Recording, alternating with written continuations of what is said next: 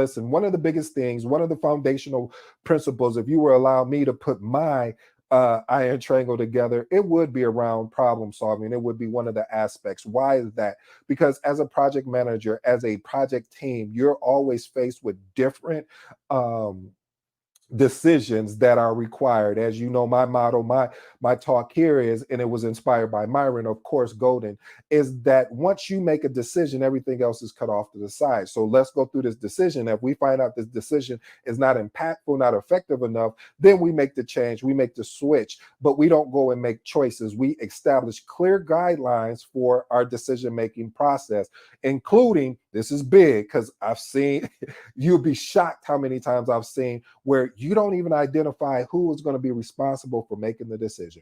That's why the RAID Q log is so important. If you're not familiar with the RAID Q log, RAID Q stands for risk, action items, issues. D is the decision. And then Q, of course, is questions. You want to keep that. I love having that document handy because when a decision is made, I put the person that actually made the decision, when the decision was made, and what was the context around what the decision is or was made. And so you want to ensure that you that you're able to do that. Let's move on to point number 6.